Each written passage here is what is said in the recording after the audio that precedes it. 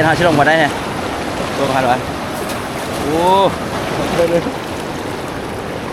เสียนเฮาจัดแล้วนะ1 แต้มนะ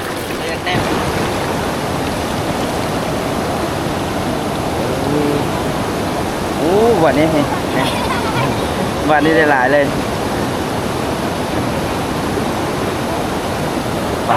ปลาทั้งหมดเลยนี่ปลาได้ประมาณคู่นึงแล้วนี่นะปลานะโอ้ปลาทั้งหมดเลยนะ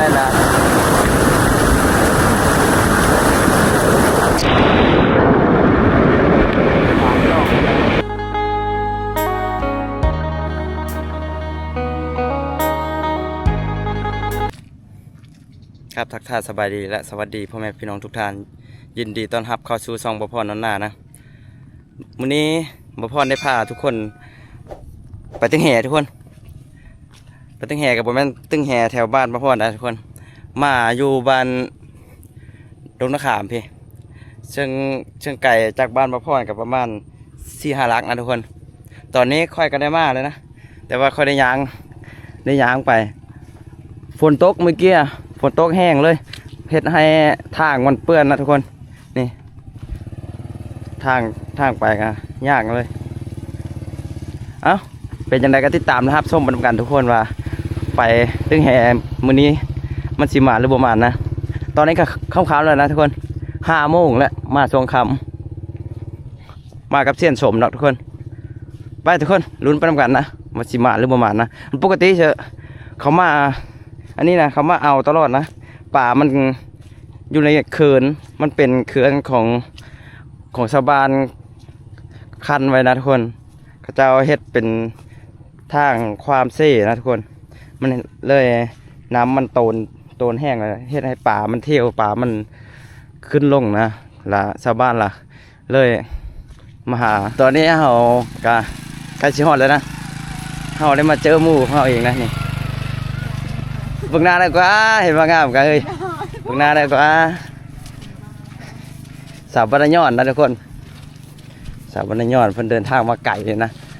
อันนี้เพื่อนแกมาลินนี่มึงไงนี่ผ่อนยาง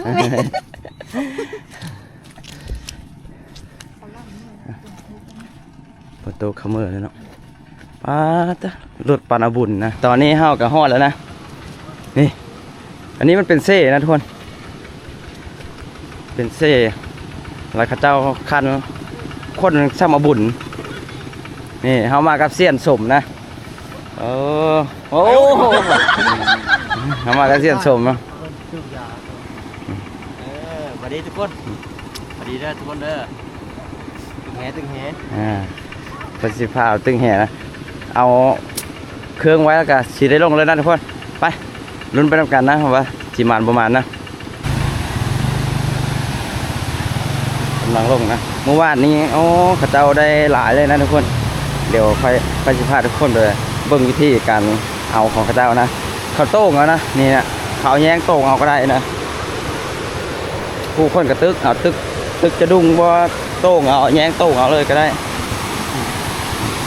โอ้ป่าเนี่ยเฮ้ยชมหนาวมาเลยเนาะแมนบ่ได้ครับอ๋อชอบนี่ก็แมนนะทุกคนนี่ชอบนี่เป็นปลากระเบาะนะเป็นกระเบาะหรือว่าปลากระเต่านะเต็มเลยในตัวนี้นะมาทุกคนนี่นะทุกคนวิธีการเอาของเจ้าโอ้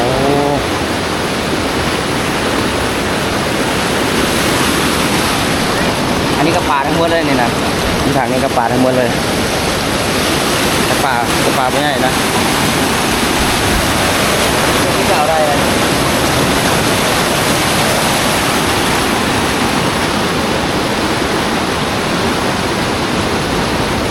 ปลาน้อยนะ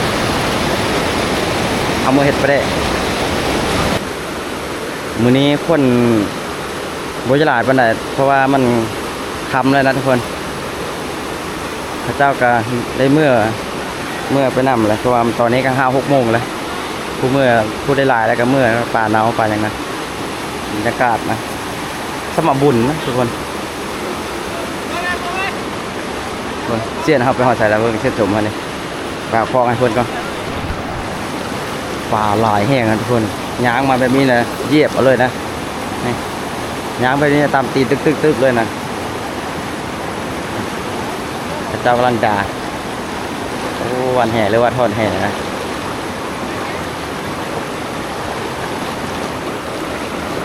รอลุ้นไปทำกันว่าเช่นสมชัยของเขา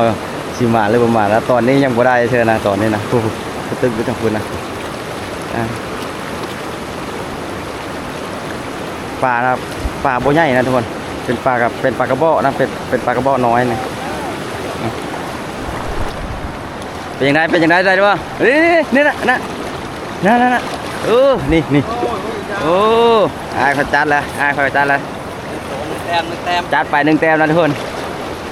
ช่องคำเนี่ยเอามือก้อยนะปลาก้อยทั้งนั้นนะนี่ปลาก้อยนี่นะพูดครั้งนั้นมันปลาน้อยนะ ทางคนปลาน้อยเนาะหมู่บ้านนี้เขาเอาอยู่ฮันหมู่บ้านนี้นะป้อลายมาลายนะทุกคนของฮันนะเป็นอันนั้นกระบุงนึงนะกระบุงหรือว่าโอ้ลุยเลยเฮ็ดเอาเฮ็ด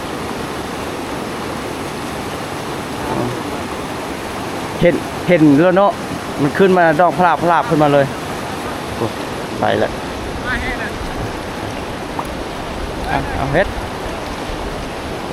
ผู้ใดก็ได้ผู้บ่ได้ก็มีนะเป็นยังไงโอ้เสียนเขาจัดแล้วนะ1 แต้มนะปลาน้อยโอ้เข้าคล้องนี่เอาคัดเอาเลยเด้อคอนเบิกเดี๋ยวถือแห่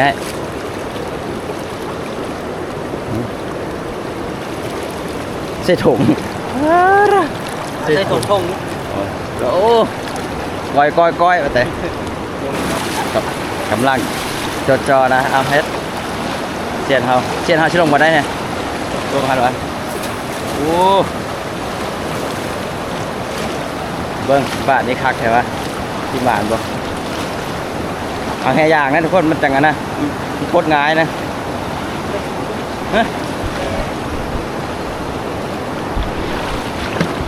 คล้องแล้วป๋อก้อนหินบางใหญ่นึงเข้าเผาแล้วก้อนหินบางใหญ่นึงเลย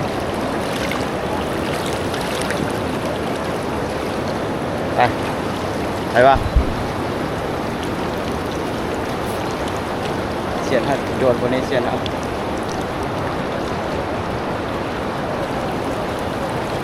บ่ถืออีกตัวโอ้เอาบัดไหมเด็ดโอ้น้ำไหลแห้งเลยนะเอาจะไปท่านเอาโอ้คออีกแล้วคออีกแล้วทุ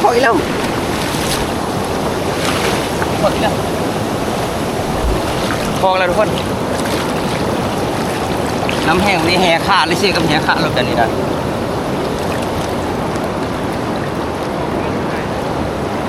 แห่ขาดเรากันนี่เนาะอะไร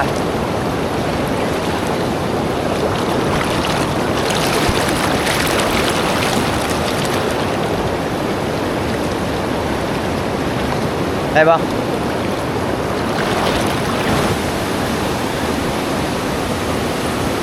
ข้าวต้มเอาไปนั้นเลยนะทุกคนข้าวต้มเอาไปนั้นเลยมันดอกขึ้นมาแล้วมันเข้านะเบิ้งเดี๋ยวใครช่วยเบิ้งเอาได้ยางกระยะนะ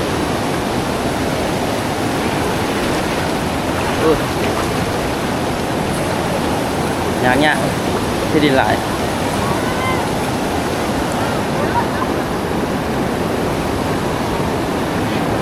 ได้หลายวะโอ้ได้หลายอยู่ได้นี่หากมาโอ้ยยังโตนั่นน่ะทุกคนเด้อ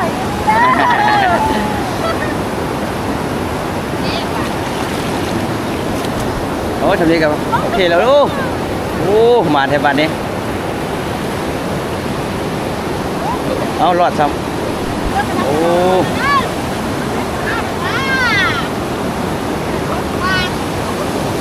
เป็นยังไงเอ้ย แล้วก็หินก็ดีมัน ฮะเสียนเฮาบ่ถือเว้ยเฮาบ่ได้เฮาแวะเสียนเฮานี่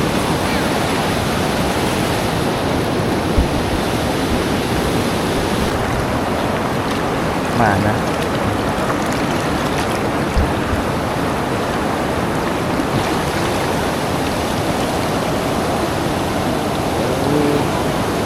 โอ้วันนี้วันนี้ได้หลายเลยปลาอะไรนะโอ้โหจะออกเลยปลาเป็นปลาบ่ใหญ่นะปลาน้อยนี่ถือแล้วนะอันนี้ก็ถือแล้ว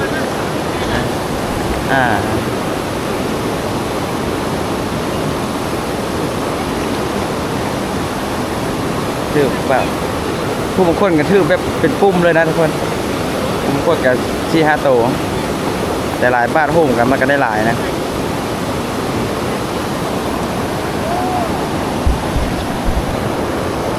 โอ้น้ำกำลังมาแล้วทุกคนน้ำกำลังมาเลยตอนนี้เพราะว่าฝนตกเหนือนะฮะคออีกแล้วโอ้คออีกแล้วเสียนเท่าเห็นเลย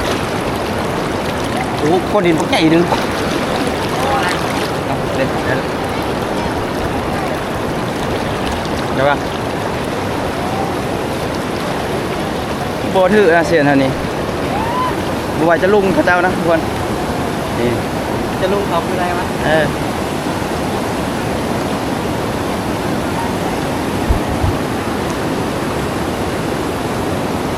มานเลยเบิ่งไปตู้นะเบิ่งปลายไปตู้กันมานบ่แม่ เด็กเกมกองมาดิ โอ้ขออย่าเจียมห้องเลยเด้อโอ้ป่าไม่ไหม้เลยเนาะ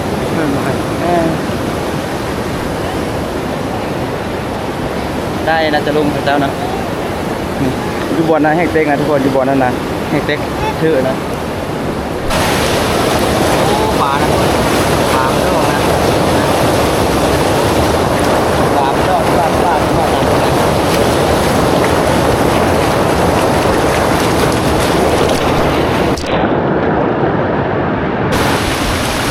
อ๋อทุกคนป่าทั้งหมดได้นะป่าทั้งหมดเจ้าโต้งนะ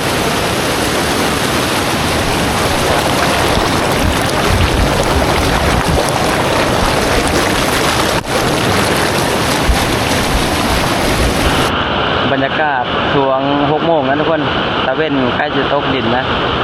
พระเจ้าก็เริ่มจะเมื่อบ้านเมื่อเฮือนของพระเจ้าเลยนะเท่ากับได้ถือโคมมาทุกคนเขาได้ถือโคมมาถ้ามันบ่ได้ก็สิได้อยู่ตอนกลางคืนก่อนนะประมาณ7-8 โมงจะประกลับนะ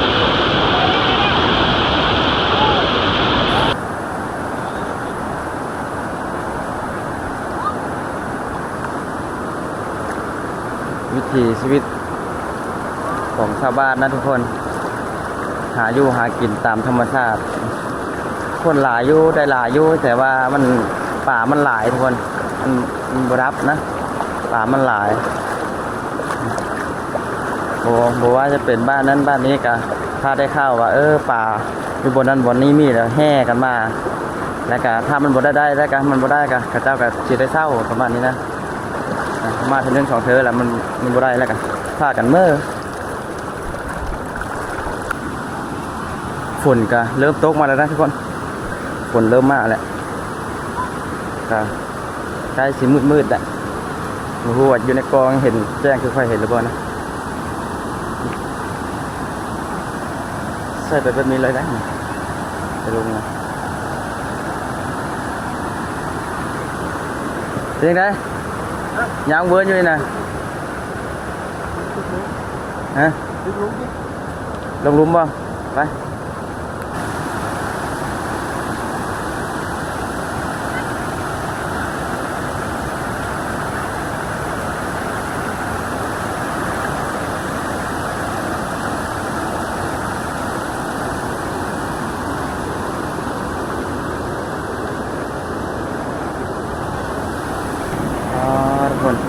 ป่าของเจ้านะ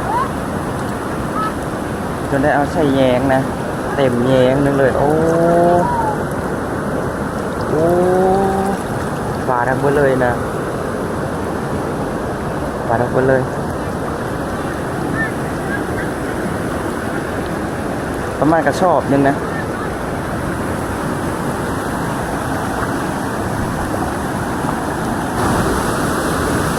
ทุกคนป่าของน้องพนาว ลายพันลาย ลายนี่นะ เป่าสิ ไม่ได้เปล่านี่มีแต่ปลาทั้งเบิดเลย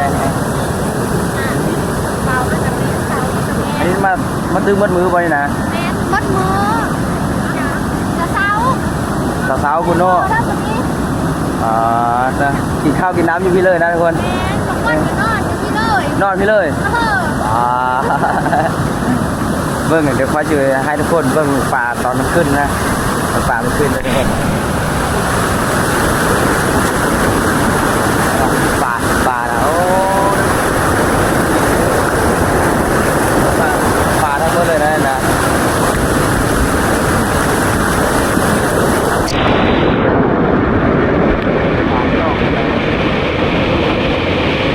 ทุบมาเลยนะ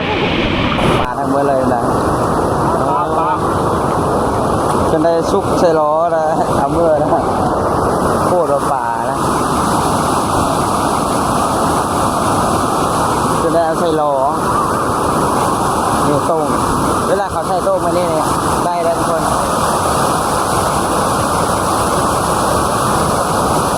ป่ามันจะอยู่ในครับเวลามันดองขึ้นแล้วมันจะได้ทุกคน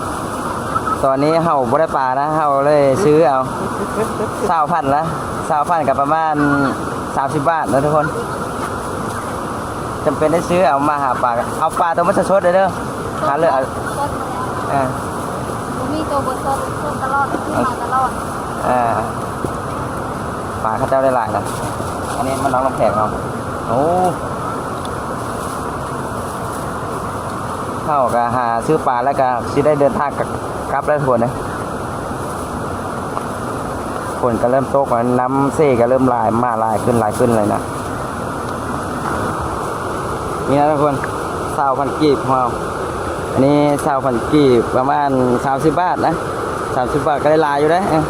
20,000มีแต่ปลากระบอกเขาก็จะได้เดินทางกลับแล้ววันนี้ทุกคนโอเคทุกคนคลิปนี้ก็สีได้ฝากไว้ชำนี้นะคลิปหน้าพบพอกันใหม่สำหรับคลิปนี้ก็ขอกล่าวคำว่าสบายดีทุกคน